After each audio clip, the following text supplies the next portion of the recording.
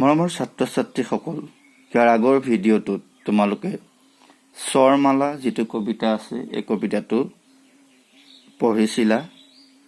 এতিয়া এই স্বৰমালা কবিতাটোৰ অসমীয়া ভাৱাৰ্থ জানো আহা। অনাৰকে দানি লাল লাল। অনাৰ মানে নাচপতি, ইয়াত তোমালোকে ছবিখনত দেখিছা। তাৰ দানি মানে ভিতৰৰ যিখিনি বীজ বা গুটি, সেইখিনি কেনেকুৱা ৰঙৰ বুলি কৈছে? লাল লাল, ৰঙা। আম ভি হে মিঠে ৰসাল। আমো কিন্তু মিঠা আৰু ৰসাল। ইমলি কি চাটনি ইতনি খাটি। ইমলি মানে হৈছে তেতেলী। ইয়াৰ আগৰ চাৰ্টখনত তোমালোকে ইমলি মানে কাষৰ ছবিখনত দেখিছিলা যে তেতেলী। তাৰ চাটনি কেনেকুৱা হৈছে? ইতনি খাটি, ইমান টেঙা। ইখ কা ৰস মগৰ মিঠা জি। কিন্তু ইখ, ইয়াত দেখিছা, ইখ মানে কুঁহিয়াৰ। কুঁহিয়াৰ ৰস কিন্তু মিঠা। উল্লু সোতা ৰহতা দিনভৰ। উল্লু, আমি ছবিখনত দেখিছো যে ফেঁচা, এবিধ নিশাচৰ প্ৰাণী। গতিকে ই সোতা শুৱে, ৰহতা দিনভৰ, দিনটো শুই থাকে। উঠ কৰাতা ৰেগিস্তান কা সফৰ। উঠ, তোমালোকে ছবিখনত চোৱা, উঠ ই ক'ত থাকে? ৰেগিস্তানত থাকে, অৰ্থাৎ মৰুভূমিত থাকে। ই সফৰ অৰ্থাৎ উটে ৰেগিস্তান, মৰুভূমিত ভ্ৰমণ কৰোৱায়। ঋষি মুনি বৰে জ্ঞানী হতে। ঋষি মুনিবোৰ বৰ জ্ঞানী। ঋষভ কো হম বেল ভি কহতে।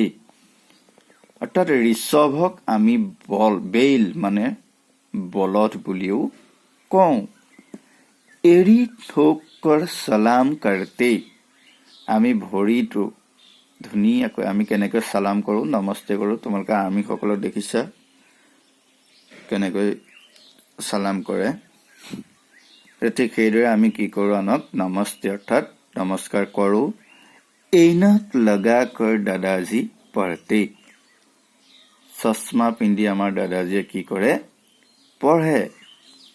উখলি ভৰ্তি হে অনাচি। উৰাল, অনাজ মানে হৈছে শস্যৰ গুটি।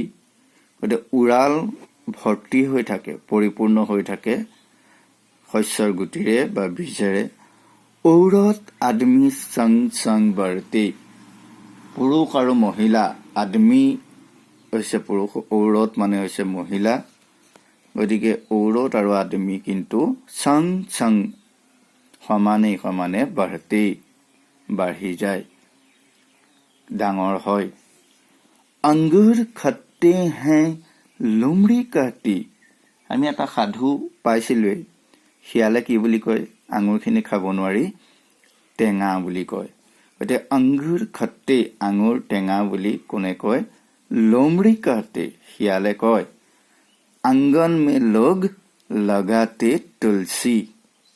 আংগন মানে চোতালত, তোমালোকৰ ঘৰৰ সন্মুখৰ ফালে চোতালত কি থাকে? তুলসী গছ থাকে।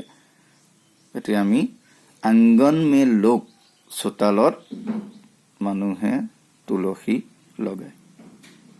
গতিকে পাঠটোৰ তোমালোকে অসমীয়া ভাৱাৰ্থখিনি জানিলা। ইয়াৰ পাছত আমি যিখিনি অভ্যাস মালা আছে সেইখিনি কৰিবলৈ যত্ন কৰিম। ধন্যবাদ।